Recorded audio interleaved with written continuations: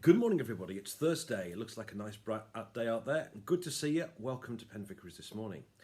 Well, a couple of updates for you. I popped into the church last night and the workmen have done loads of work, and there's even talk that there might even be some heat in church this weekend. We shall see. Please pray. Please come. We'd nice to see you. Anyway, that's that. The other thing to remind you is we're advertising now our Christmas services to remind you that this coming Sunday we have an Advent carol service in the evening at 5:30. Really lovely choral service. Love to see you for that. And don't forget, Sunday after, come sing Christmas. Wonderful scratch choir events. A lot of fun. If you want to come and join us for that, just go onto the website and then follow the link. And do please share these with your friends as well. And don't forget the Sunday after, carol singing on the green. Lots to look forward to. Please put these dates in your diary and we're going to have a wonderful Christmas. But for this morning, we are in the first letter of Paul to Timothy. We're in chapter 5 now. We're going to read the first 16 verses. Without further ado, here goes. 1 Timothy chapter 5, starting to read at verse 1. Paul writes to Timothy, "Do not speak harshly to an older man, but speak to him as a father, to young men as brothers, to older men as mothers, to younger women as sisters with absolute purity. Honour widows who are really widows. If a widow has children or grandchildren, they should first learn their religious duty to their own family and make some repayment to their parents, for this is pleasing in God's sight. The real widow, left alone, has set her hope on God and continues in supplications and prayers night and day. But the widow who lives for pleasure is dead even while she lives. Give these commands as well, so they may be above reproach. And whoever does not provide for their relatives, and especially for family members, has denied the faith and is worse than an unbeliever. Let a widow be put on the list if she's not less than 60 years old, has been married only once. She must be well attested for her good works, as one who's brought up children, shown hospitality, washed the saints' feet, helped the afflicted, and devoted herself to doing good in every way. But refuse to put younger widows on the list, for when their sensual desires alienate them from Christ, they want to marry, and so they incur condemnation for having violated their first pledge. Besides that, they learn to be idle, gadding about from house to house. They're not merely idle, but also gossips and busybodies, saying what they should not say.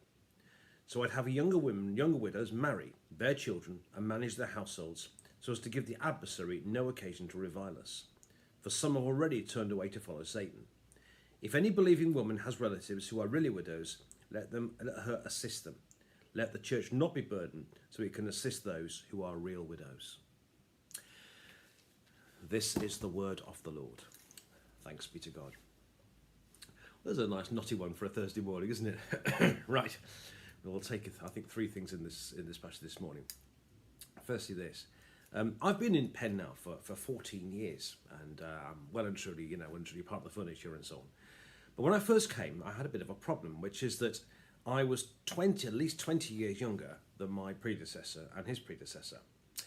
And some people had a bit of an issue with this because they'd been used to listening to somebody older than themselves, or perhaps their same age, and all of a sudden they had to listen to somebody who was 20 years younger. And there were one or two people, I think, who thought, who does this young whippersnapper think he is?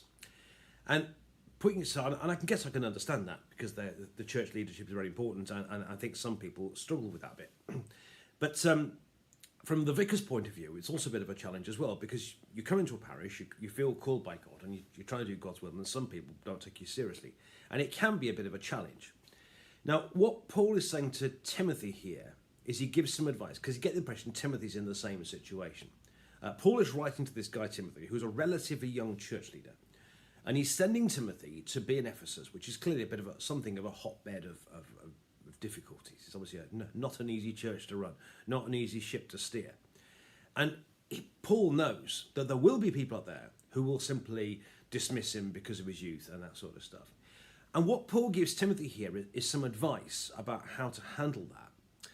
And he says basically, treat older people as if they're your father and your mother, and treat people of your own age and younger as if they were kind of equals, as their brothers and sisters.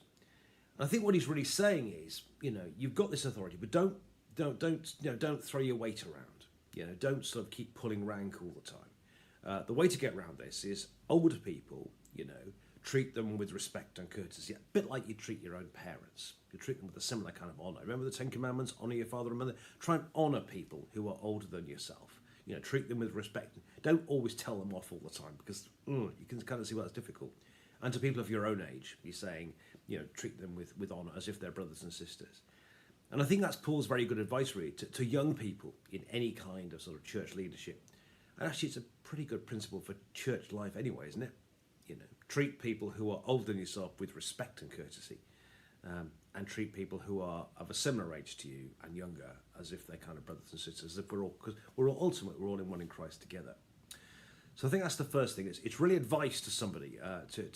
It's basic advice to Timothy as he goes into as a young Christian minister going into this hotbed, difficult church. He said in the previous chapter, basically, you win them over by being a good Christian. You win them over by your character. And here he's saying, older people treat them with honour, and younger people treat them as if they're brothers and sisters. That's pretty good advice. Speaking of older people, that's what the second half of the chapter is about, and all the stuff about busybodies and gossips. I don't particularly want to go there this morning. That's a bit of a knotty one, but I simply want to say that throughout the whole of the Old Testament, God has a soft spot for widows and orphans, as it happens. It goes right through from the Torah right through to the prophets. God clearly has a soft spot for people who are vulnerable, people that are orphans and widows and people like that, people who are vulnerable. And this carries on into the New Testament too. And I mean, in the book of James, he talks about religion that's undefiled is this, looking after orphans and widows in their distress. What he's saying here is how important it is, I think, to look after elderly people. I think it's a real call for this.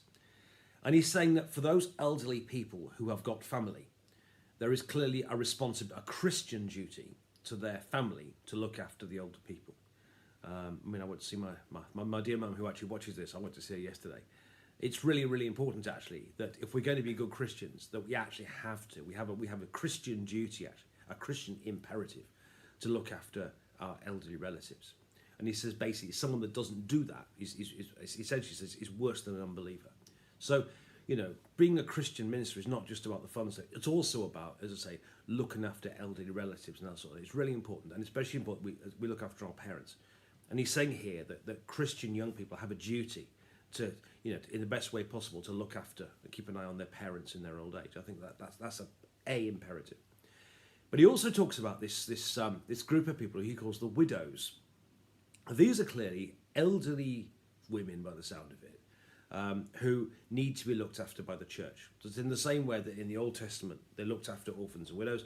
Likewise, he's saying this responsibility is not just for people in your own family. He talks about having a category who he calls widows, who are what he calls on the list of people who need to be looked after in their old age.